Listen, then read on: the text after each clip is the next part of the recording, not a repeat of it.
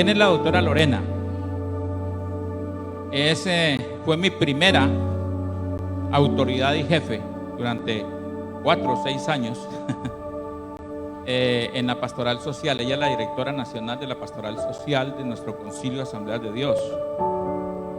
Además de ser asesora de nuestro concilio, siempre lo ha hecho. Tuvo un periodo que ya les explico que no fue la directora, pero ha retomado esa dirección de ser la ejecutiva de nuestro concilio como funcionaria del concilio de autoridad. Dios le bendiga, hermana, por estar con nosotros.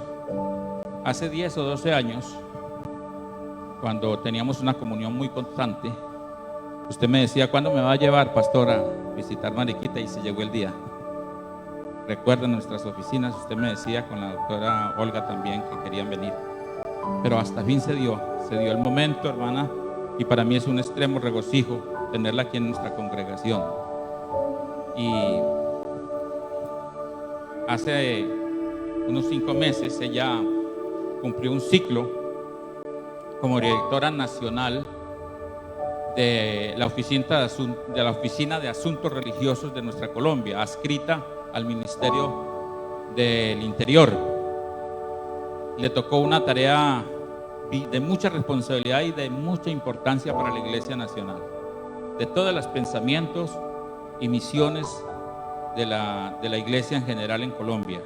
Tenía que intermediar en los procesos con la Iglesia Católica, con los obispos, tenía que intermediar con los ortodoxos, con los adventistas, con los pentecostales unidos, con todas las iglesias, respetando todas sus condiciones, para poder hacer hacer más bien viva las leyes de Colombia y nuestra Constitución de la República, que creó en 1985 esa Oficina de Asuntos Religiosos.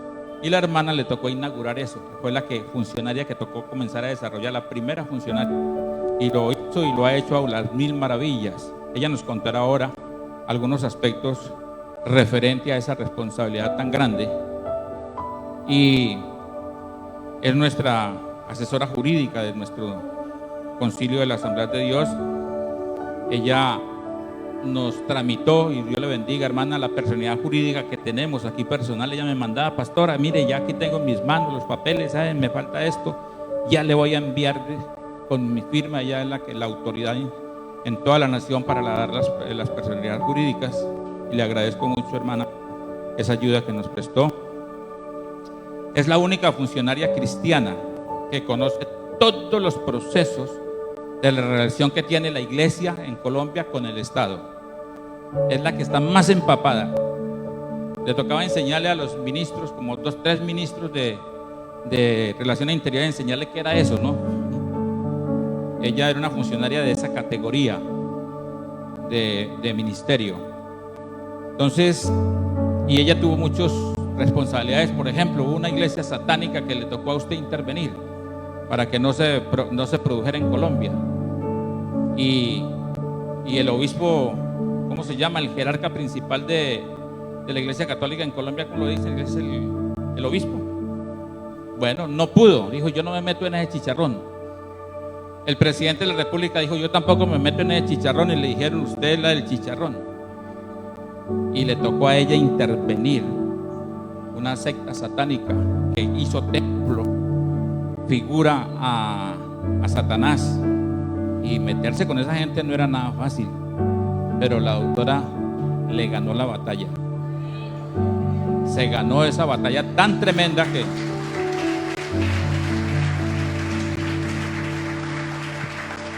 y tantas otras cosas más. Han habido cosas desagradables contra la iglesia cristiana en muchos movimientos. Por ejemplo, ir a destruir un templo, y ella tenía que intervenir. Eso no se hace porque la ley dice esto y esto y esto y esto. Pastores con problemas con las comunidades, con el sonido, y ella ha sido y sigue siendo nuestra defensora. Así que ella y tiene una historia. Fue funcionaria también usted de la alcaldía de Bogotá. Tiene una historia, digamos, político-social muy interesante. Conoce mucho, tiene esa relación de tú a tú con los políticos del Estado, con el gobernante principal, tiene entrada a todas las oficinas, y porque es una mujer especial, es cristiana. Usted es cristiana desde niña, ¿no, hermana? La hermana, su señora madre, le enseñó el temor a Dios desde el vientre. La bendigo, hermana, porque así yo conozco, digamos, parte de la interioridad social de ella al estar trabajando con ella, y sé que es una mujer íntegra. Ella, déjeme dejar aquí en esta parte espiritual, ella aspira al Senado de la República ahora, y yo creo que es la persona más indicada para que nos represente a los cristianos, porque tiene muchas razones: temor a Dios, y ha sido fiel y firme en las cosas de Dios. Y lo que se comenzó, esas leyes que la Constitución nos está respaldando, la ley 133, que se despliega con una serie de artículos necesarios en la vida del cristiano, no se puede quedar ahí como una letra muerta. La hermana tiene que continuar defendiendo los derechos de la cristiandad, y no hay ninguna otra persona más precisa para eso, sino nuestra hermana Lorena. Entonces, déjenme haber dicho esta cuñita. Al final ya entramos en un tema de esas circunstancias. La bendigo en el Señor, hermana, y le dejo este lugar para que nos salude y nos cuente parte de la historia, que es extensa, y lo que Dios se ha puesto en su corazón, hermana querida. Dios le bendiga. Muchas gracias, pastor.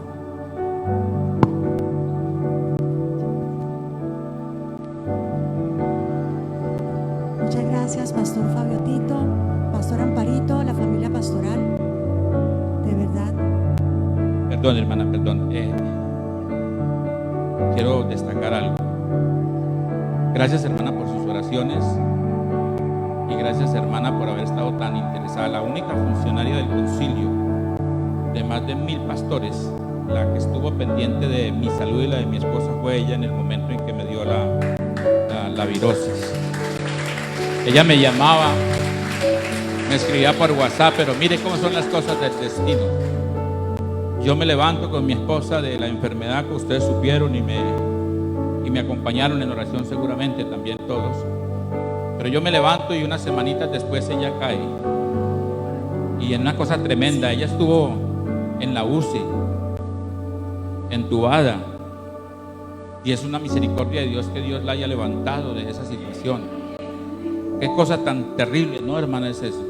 Es una experiencia que uno no quiere jamás que nadie le suceda eso, en el grado en que nos dio a los dos, y a mi esposa, quizás a otras personas, pero nosotros estuvimos orando, hermana, juntamente con muchos pastores de la nación y con muchas iglesias, hermana, y yo creo que Dios tenía algo especial para usted, para levantarla, para que nos siga defendiendo nuestros derechos de cristianos. Dios le bendiga. Muchas gracias, pastor. Muchas gracias.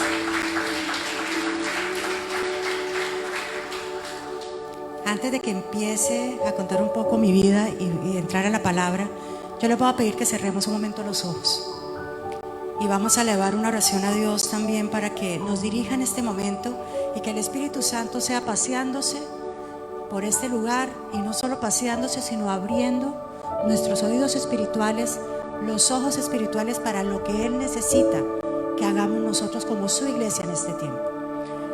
Padre amado, gracias te damos, Señor, por este momento que nos permites estar congregados. Gracias porque nos permites estar aquí en esta expresión de amor como comunidad. De corazón clamamos a ti para que sea tu Espíritu Santo el que descienda en este lugar. Tu Espíritu Santo continúe descendiendo en este lugar, y seas tú revelando a nuestra mente, a nuestro corazón, a nuestra alma, a nuestro espíritu, todos los diseños que tú necesitas que nosotros entendamos e implementemos en favor de esta nación que es Colombia, a la cual amamos y la cual tú nos has puesto con el sello de ser colombianos. A ti te honramos, Señor, y te pedimos que dirijas desde la primera palabra hasta el final de lo que vamos hoy a dialogar y a predicar. Gracias, Padre poderoso y eterno, en el nombre de Jesús. Amén. El pastor Fabiotito contó un poco de mi vida, y yo cuando veía a los niños me decía mi mamá, me acuerdo, yo empecé en las asambleas de Dios en una iglesia de las asambleas de Dios también en una ciudad, en Cúcuta. Y yo empecé en las escuelas dominicales. Yo empecé de pequeña, a los 12 años, estuve en las escuelas prejuveniles, juveniles, después de jóvenes adultos, jóvenes profesionales, después en la parte empresarial, porque la iglesia en la que yo nací, que es el Centro Cristiano Los Pinos de Cúcuta, tiene una visión de empresario, de incidencia pública, de gobierno, de escuelas de gobierno. Estuve después en Bogotá, trasladan a mi mamá, Dios le permite estar en Bogotá con una misión para la iglesia también, con todo el tema de la constituyente y los cambios que se estaban dando en la nación para que todos nosotros, con esa identidad de ser hombres y mujeres de fe, cristianos evangélicos, fuéramos respetados. Y en ese propósito, en Bogotá, también estuve en todos los grupos juveniles. Ahora estoy acompañando el ministerio de parejas con mi esposo.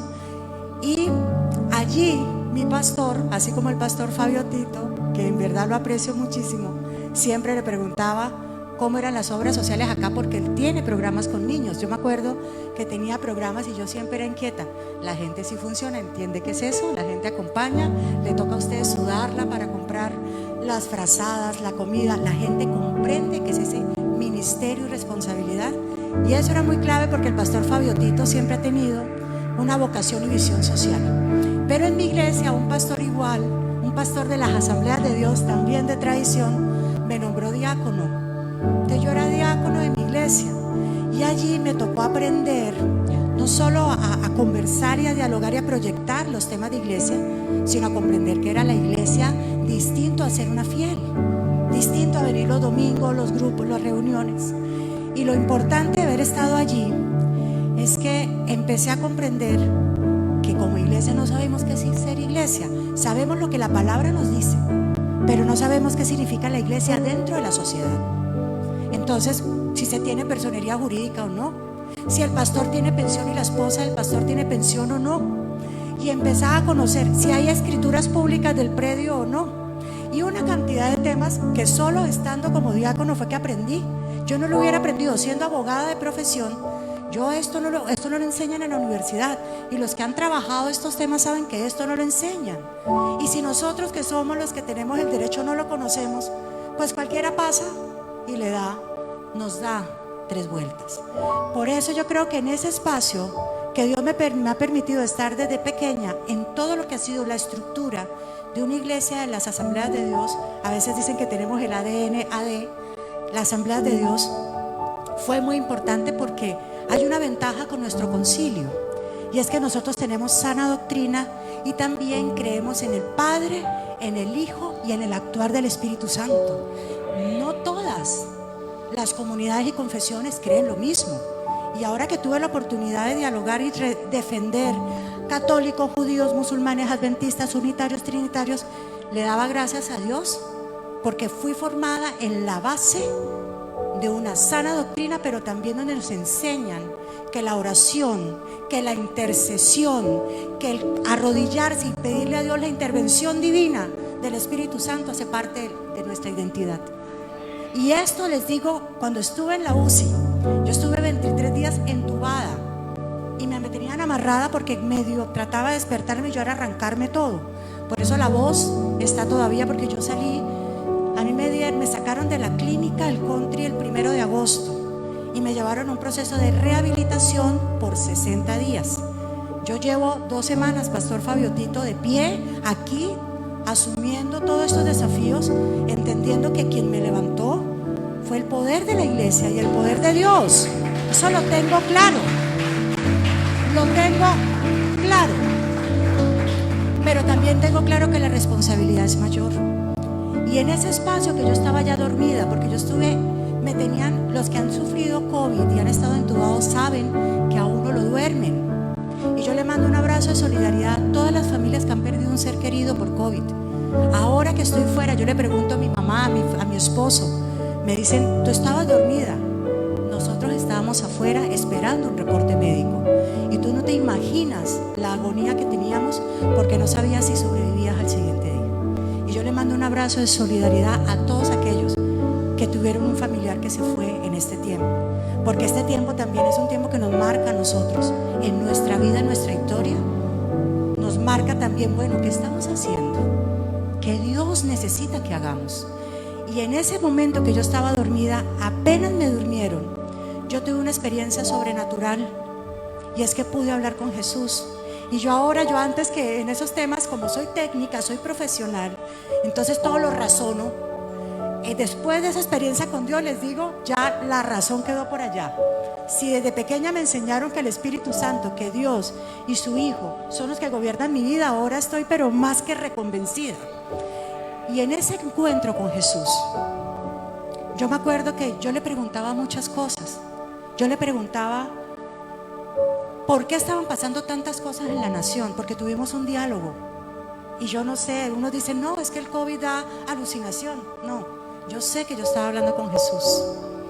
Y él me decía, hay una situación que está pasando, no solo en Colombia, está pasando en general. Y es que el corazón y la misericordia se han tergiversado. El amor se ha malinterpretado o se ha adecuado, amoldado a lo corriente, a lo normal. Y no estamos llegando a la viuda, no estamos llegando al huérfano, no estamos llegando al privado de la libertad, no estamos llegando al migrante, no estamos llegando a aquel que necesita un abrazo de nosotros.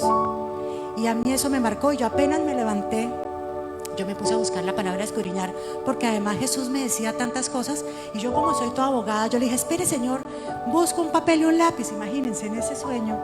Y yo recuerdo que yo en eso, que Señor, permíteme un papel y un lápiz, Él me hablaba y yo asentía. Sé que me dijo muchas cosas, sé que me dio directrices. Él me decía, tienes que ser radical, tienes que ser radical, porque en Colombia van a haber cambios transformacionales con las estructuras tan clave, que la iglesia tiene que ser radical. Pero la iglesia tiene que ser una iglesia de amor y misericordia. Y la iglesia tiene que estar dispuesta, así esté, porque yo sé lo que ha vivido el sector religioso, ustedes o los líderes religiosos, las comunidades, con el cierre de los templos. Se ha afectado la operatividad, así no se quiera. Se ha impactado la continuidad, porque es nuestra razón de ser. Si nosotros no nos congregamos, se pierde la esencia colectiva. Así de sencillo, se pierde la esencia. Y entonces me puse a escudriñar la palabra, y yo quiero leer con ustedes el texto. Y yo quiero que los que tienen la palabra de Dios en sus manos, la Biblia, busquemos Deuteronomio 10, del 17 al 20. Y yo quiero que escuchen. Por eso le pedí a Dios que nos abra los oídos espirituales, porque esta palabra la hemos escuchado, y más con un líder, con una pareja ministerial, con ese corazón social que tienen ustedes. Sé que la han escuchado, pero quiero que hoy la leyamos despacio, para que comprendan cada uno de los términos que ahí dice. Porque Jehová nuestro Dios es Dios de dioses, es decir, es solo Él es el Dios de dioses y Señor de señores. Él es Dios grande, Él es Dios poderoso y temible, que no hace acepción de personas, ni toma cohecho. ¿Qué es cohecho? No es corrupto. Ni toma cohecho significa no es corrupto, no tolera la corrupción. Que hace justicia al huérfano, que hace justicia a la viuda, que ama también al migrante, al extranjero, dándole pan y vestido. Y mire la parte que viene siguiente. ¿Por qué? Porque cuando estuviste en la tierra de Egipto, tú fuiste extranjero. Hay una condición: fuimos extranjeros. Y el Señor lo que cuando me venía, yo decía, Señor, pero ¿cómo se hace? ¿Cómo se hace? Yo he estado en las estructuras, creando directrices, planeando programas, pero ¿cómo se hace? Porque podemos tener una superestructura, una superestrategia, pero si el corazón de los que estamos no está conectado, se queda en el papel. Y algo que entendía y entiendo es que nosotros tenemos que desarrollar una labor de amor y misericordia. Y la iglesia tiene que ser una iglesia misericordiosa. Y Y a veces pensamos que la misericordia es entre más panes, leche, frazadas consigamos, más misericordiosos somos. Hay que hacerlo. Nuestra esencia, y en esta casa, Asamblea de Dios, hay una esencia clave. La misericordia hace parte de nuestra identidad. Hace parte. Es decir, no nos la tienen que enseñar. El pastor medio dice algo y la iglesia tiene que correr a decir, lo queremos hacer porque así es nuestra formación doctrinal. Es decir, lo que nos pone el sello como Asamblea de Dios es que la misericordia no es una excepción, es regla general. Y eso es muy importante tenerlo en cuenta, porque estos niños que hoy estaban diezmando y que van a ser las generaciones que continúen todos los procesos, tienen que ser generaciones que comprendan muy bien su identidad y tienen que ser radicales. Porque nosotros estamos en el proceso de aprendizaje, ¿no? Nosotros estamos andando, ahí veo jóvenes, veo la juventud tratando de conectar en lo que tiene que hacer, incluso a mis jóvenes. Incluso muchas veces los jóvenes no entienden para dónde coger porque estamos como volador sin palo. Y lo viví, lo entendí con las marchas. Porque con el tema de marchas me consultaban mucho todos los líderes, no solo evangélicos. ¿Qué hacemos? Y yo les dije, lo primero, acérquense a los jóvenes y explíquenle qué es marchar. Pero no les diga que si marchan, va a venir el diablo por la noche y les jala las patas. O si marchan, ustedes van en contra de la palabra. No, enséñenles que uno tiene el criterio de actuar bien o actuar mal, y que el límite entre el bien y el mal en esas dinámicas es un límite que se pasa sin que uno se dé cuenta, y que hay que darles criterios para que ustedes puedan tomar una posición, opinar y tomar, llámeme, unas decisiones, no porque me dice un WhatsApp, no porque mis amigos me influencian, no porque otros me dicen, no, porque yo lo creo y lo entiendo. Y es un papel muy importante que tenemos que cumplir como miembros, como comunidad. Y claro, son retos muy grandes que le quedan al liderazgo pastoral y a los líderes de jóvenes y demás, porque es enseñar que el tema de que somos distintos, porque es que somos distintos. Nosotros estamos en el mundo, pero no somos del mundo, pero hay que estar en el mundo. Es decir, si yo me escondo en las 4 paredes de mi templo para no contaminarme, porque pienso que estar en ese escenario es ser concejal. Si voy para allá, entonces llego allá, entonces me colocan la camisa corrupto. No. Si estamos con la radicalidad, con los valores y principios, con la claridad del propósito por el cual estoy aquí en la tierra, estoy en cualquier escenario, sean las artes, las comunicaciones, el gobierno, en el tema cultural, en los diferentes escenarios, estemos allí, hay un sello, hay una identidad que a mí me marca y me hace diferente. Y no porque me compran ni me venden, ni porque yo me aprenda un discurso, porque a veces digo, la gente piensa que uno aprende un discurso y que hay un experto que le enseña a uno un discurso. No, yo lo que les quiero decir es muy importante que ustedes entiendan que el solo hecho de estar aquí congregándonos, no sé, los domingos, no sé qué otras fechas, qué otros días lo están haciendo, es a conciencia. Y tenemos un privilegio de poder estar reunidos para no solo alabar a Dios, sino para comprender que nuestro rol es mucho más allá. Y yo tengo algo claro, nuestra responsabilidad, y me decía mi mamá que veníamos porque estábamos en Ibagué, hemos estado en el Tolima, me decía, ¿sabes que el Tolima ha sido un departamento donde la violencia golpeó tanto en los años anteriores? Ella me hablaba del el corte franela y de corbata. Me decía, era una época de violencia muy fuerte. Y como nosotros somos, el problema que tenemos como iglesia es que no sabemos, nosotros no tenemos historia. Nosotros nunca hacemos un repaso de lo que ha sido esa historia. Y entonces siempre empezamos que hoy estamos iniciando algo distinto y olvidamos lo que se inició, lo que otros empezaron. Y yo honro mucho a esa mujer que está allá, que es mi mamá, porque ella fue parte de esos profesionales de hace 30 años, en donde Colombia se estaba dando un vuelco para comprender que nosotros teníamos derecho a estar acá sin que estuviera la gente molestando, ni los vecinos estuvieran generando reacción porque estuviéramos congregados, y mucho menos que la policía estuviera allí diciéndonos no se congreguen, porque en Colombia eso pasaba. Y en estas zonas, por eso siempre le decía al pastor, yo quiero conocer, pastor, porque yo sé que no es fácil abrir obra, yo sé que no es fácil fomentar una comunidad y una congregación, lo sé, y las circunstancias hacen también que no sea fácil. Pero algo que tenemos que tener claro, y es, y valoro muchísimo la visión de tu iglesia, de su iglesia, Pareja Pastoral, es que la responsabilidad de ayudar a los más vulnerables, eso no es un tema que queda solo como una frase cliché. Es decir, no es solo a todos, porque todo el mundo dice, nosotros ayudamos a la población vulnerable, a los más pobres. No, es que no es eso. Es que si yo no ayudo con amor, porque es que la palabra es muy clara, hay 2 mandamientos. Bueno, hay 10, pero hay 2 mandamientos que tienen que ser parte de esa identidad, ese sello. Yo amo a Dios porque es el soberano sobre todo, es decir, a mí cualquiera no me va a dar 3 vueltas ni me cambia mi relación con Dios y la creencia que tengo a Dios, pero amo a mi prójimo como a mí mismo.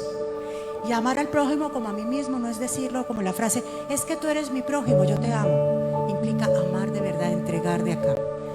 Y mucha gente, la pandemia, las cifras del DANE, las cifras técnicas, las cifras económicas en Colombia están, pues ustedes lo han escuchado en la televisión, en las noticias. El DANE desnudó la realidad social de Colombia.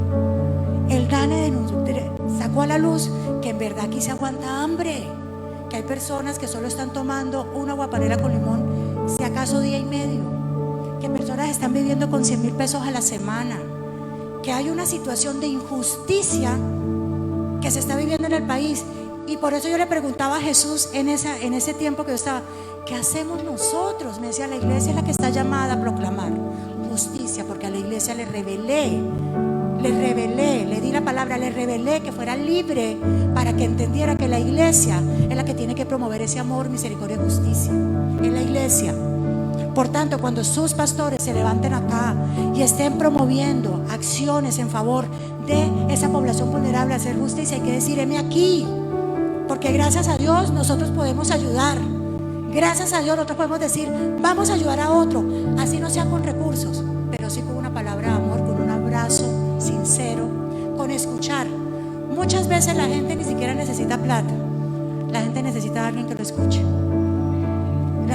La gente necesita a alguien que lo abrace. La gente necesita a alguien que le diga, sabes que tú vales mucho, porque tú eres creación de Dios, tú eres un hijo, una hija de Dios, tú vales mucho.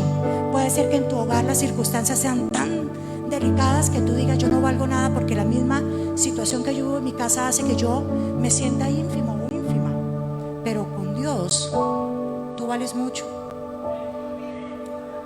Y toda esta emergencia, todo este dolor, todo esto lo que se ha dado, no solo ha sido afuera, ha sido dentro de la iglesia. Y yo recuerdo cuando, ¿se acuerda, pastor, que hacíamos y en esa época no teníamos pandemia, preguntábamos cómo ayudar primero a las familias de la iglesia con mercados y luego ayudar a los de afuera, porque adentro también hay pobreza, adentro hay necesidad. Y qué lindo que uno sepa quién dentro de la iglesia necesita nuestro apoyo, no para decirle gracias a mí te apoyé, no, para decirle, ¿sabes qué? Somos hermanos en Cristo, somos hijos de Dios, hoy por ti, mañana por mí. Hoy por ti, hoy te apoyo, tengo, mañana serás tú quien me dé. Y yo sí les digo de todo corazón, Corintios, yo sé que, bueno, el pastor ha oficiado bodas, porque yo me acuerdo que le certificábamos como ministro de culto para oficiar bodas. Yo sé que 1 Corintios, la carta de Pablo, y que el amor, pero yo también quiero que lo leamos hoy desde otra óptica. No sé si me ayudan también con 1 Corintios capítulo 13.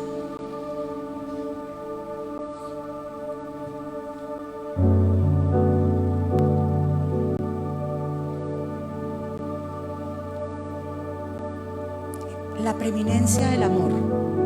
Y a mí me casaron, pues el pastor de las Asambleas de Dios que hizo mi ceremonia, pues también cita ese versículo, la preeminencia del amor. Si yo hablase lenguas humanas y angelicales y no tengo amor, vengo a ser como el metal que resuena o el címbalo que retiñe. ¿Qué significa eso? Pues sí, tengo el título, pero no lo vivo, no lo siento, no lo entrego, no lo movilizo, no lo impregno. Y se supone que nosotros venimos con la palabra formados, ¿no? Es decir, esto no es otro que me lo dice, hace parte de lo que soy. Siguiente, por favor. Y si tuviese profecía y entendiese todos los misterios y toda ciencia, y si tuviese toda la fe, de tal manera que trasladase los montes, pero si no tengo amor, nada soy. ¿Qué es esto? ¿Vanidad? ¿Qué es eso? No, pues, como diríamos, muchas veces, yo me acuerdo cuando dirigía los asuntos religiosos, yo estaba en un cargo de eminencia.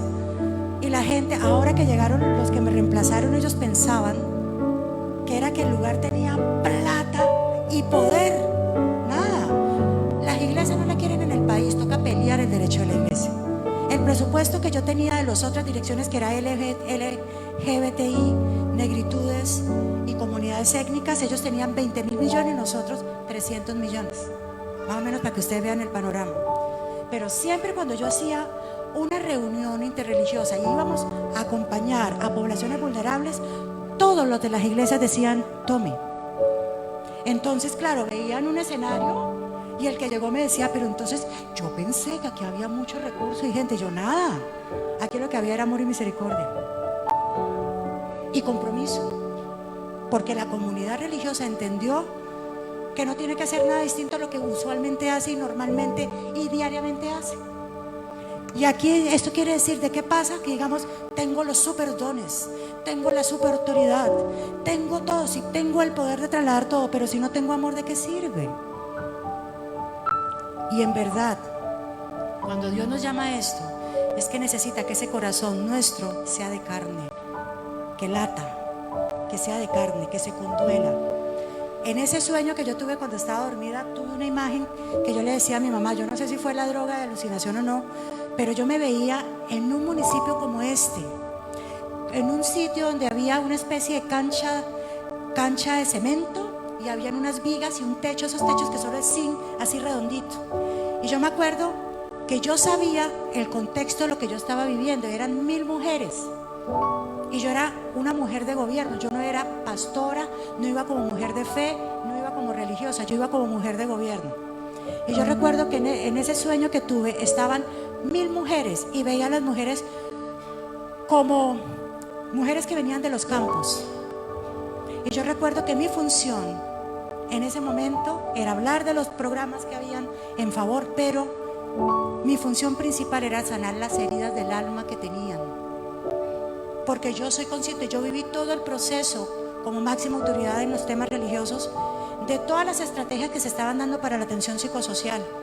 Y traían todo de Europa y los supergurús, y yo los miraba que se enredaban la vida con eso y yo les decía: un momentico, es que yo conozco yo conozco otro remedio, yo conozco otra solución, que es la sanidad emocional, la sanidad espiritual. Porque es que si a mí me van a hacer todo un tema así técnico y me dan una pastilla y creen que con eso yo cambio el chip y quito mi dolor, pues yo soy consciente. A mí me enseñaron desde que estaba así que eso no es la solución. A mí me enseñaron que si el Espíritu Santo no obra en mí y no hay una desarraigo, una raíz de amargura, de dolor, de tantas cosas que tenemos, si eso no actúa, de nada sirve. Y yo me acuerdo que yo me sentaba y les decía, porque eso es la voz profética cuando uno está en el gobierno. No es decir, soy la que tengo el poder, no, decir, hay una opción distinta para el ser humano. Hay una opción diferente. Y recuerdo que yo les decía, sí, y esas teorías eran como Buda, como con ese budismo, que lo sientan y los ponen en esas mantras y todo. Yo les decía, no les metan esas cosas, dejen a la iglesia. Yo conozco otras alternativas que la iglesia puede acompañar. Y me dejaron en unas partes.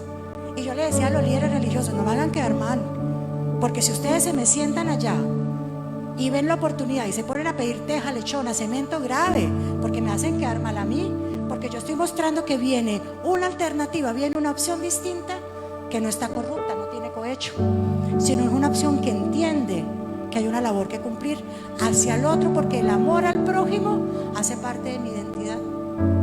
No sé si entienden lo que les quiero decir. Nuestro papel, yo cuando escuchaba al pastor, que aquí está el director del tema ambiental y todo, qué alegría que tengamos gente nuestra ayudando a que las licencias ambientales no se den por plata, sino en verdad protejamos la naturaleza, porque la palabra dice, hay que proteger el medio ambiente. Mi mamá me acompañó a recuperarme en Ibagué. Duré 3 semanas, las últimas 3 semanas recuperándome en Ibagué, para que la saturación pudiera caminar todo. Y recuerdo que siempre pasamos por un paraje verde, entonces me estaban diciendo, no, Constructora Colpatria va a tumbar todo eso. Y yo soy ambientalista, yo me especialicé en protección ambiental, y yo decía, pero no puede ser, porque hay normas de protección en estructuras ecológicas, Y si aquí está todo lleno de construcción y hay una especie de humedal, no puede ser que nosotros, y en este caso yo no soy tolimense, ustedes sí, consideremos que no importa que pase una planadora y acabe con las quebradas y con la naturaleza que está. Es un tema de responsabilidad. Y si nosotros no estamos en esas instituciones para frenar la venta y compra ilícita de los temas, tengan la seguridad de que nada sirve, porque hay lo mismo. ¿De qué sirve? ¿De qué sirve tener el poder si yo no tengo amor? Porque es que el amor es temor a Dios también. El amor es temor a Dios también. Y yo solo quiero cerrarles con una palabra.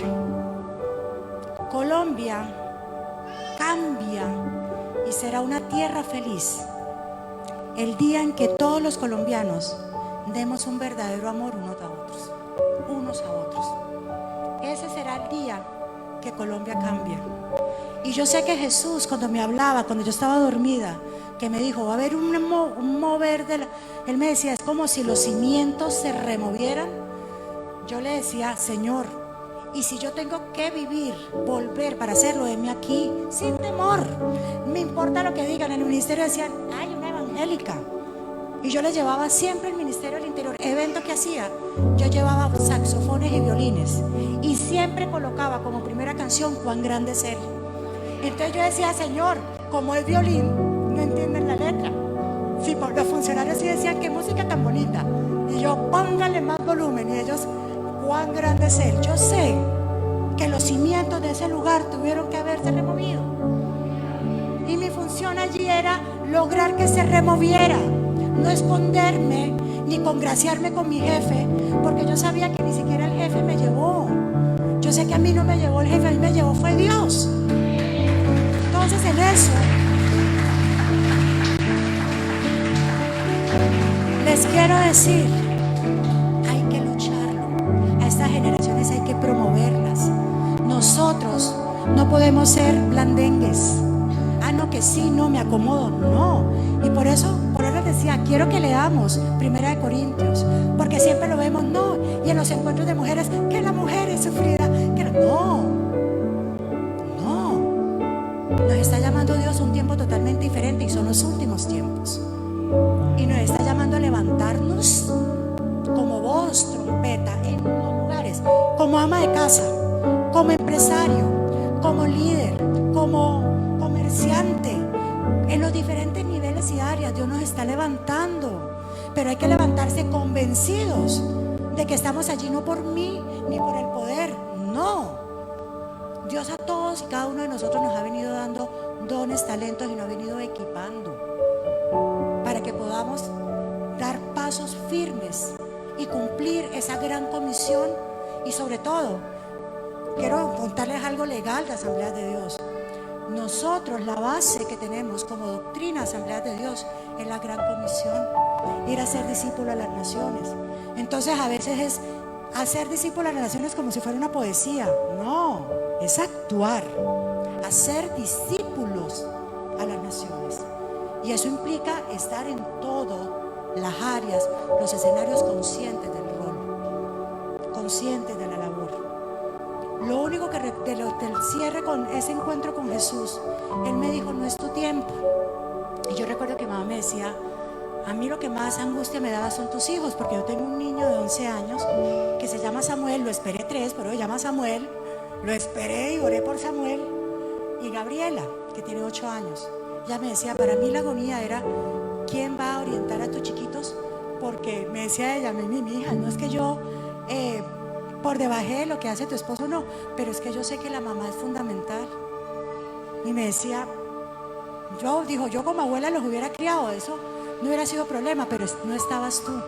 Y que lo que más le pedía a Dios era, no permitas que ella no pueda seguir cumpliendo, que por lo menos los niños crezcan y por lo menos pueda seguir cumpliendo lo que le has asignado. Y el Señor me dijo, no es tu tiempo, pero tienes que ser radical, porque misiones nuevas tendrás que hacer. Y ahí es donde yo le digo a la iglesia, apóyenme, acompáñenme, permítanme ser voz, pero a conciencia.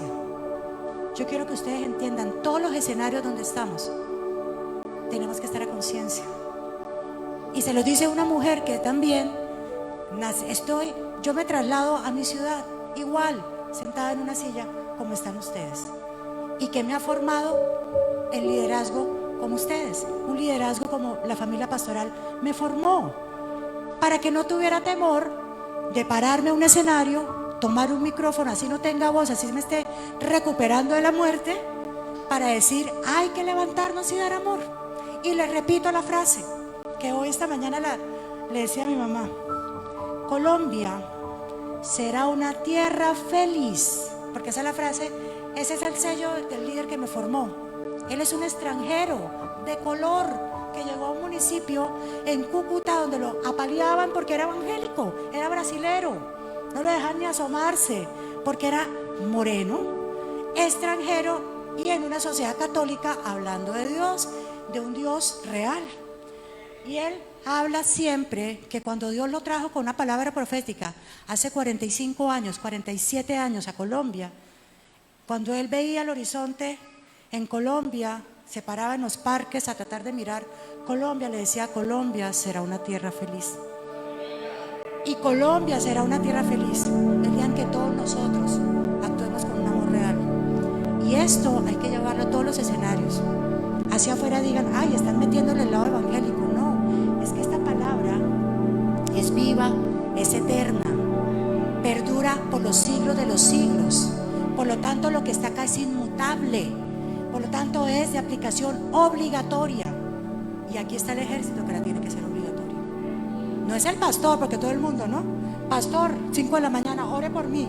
12 de la noche, pastora, ore por mí. Somos nosotros. Porque Dios a todos nos ha dado dones, nos ha dado talentos, y más allá de eso, ha llegado a nuestro corazón. No todos tienen ese privilegio. Por eso les voy a pedir que se coloquen un momento de pie. Yo le pido al pastor que me acompañe.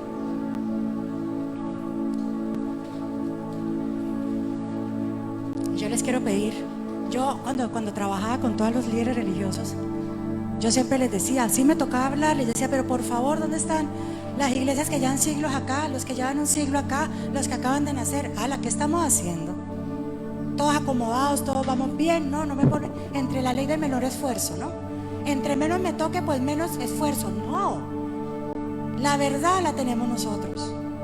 La verdad la tenemos en un manual que todos conocemos. Espero que no sea el que tranca puertas, ¿no? El que sea que escudriñemos.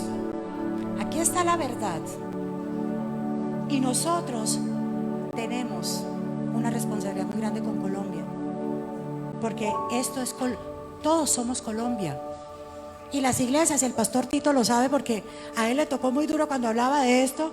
Le decían, no, es que la iglesia es de la puerta para adentro, la iglesia no está de la puerta para afuera. Y resulta que no es así.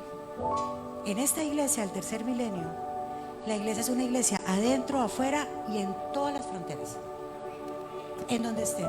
Y yo quiero, pastor, si podemos hacer como autoridad, tú como autoridad, una oración con todos, porque hay que comprometernos, pastor, y hay que ser radicales. Todo lo que Dios me dijo en ese momento, yo tengo la responsabilidad de decirlo. Yo no lo puedo guardar para solo decirlo a mi círculo cercano. No, a todo el mundo. Porque al final, todos nosotros tenemos la misma responsabilidad en donde estemos. Pero eso requiere un compromiso y requiere de nosotros entender nuestro papel. Nuestro papel no es simplemente ser la ama de casa. Nuestro papel no es simplemente ser la comerciante. Nuestro papel no es simplemente ser el adorador o el pastor. Es mucho más allá. La iglesia es una iglesia de amor y misericordia. Y son términos que todos los días escuchamos, pero hay que entenderlo, hay que masticarlo y sobre todo hay que llevarlo en acción. Entonces, paz. Muchísimas gracias. Dios les bendiga mucho.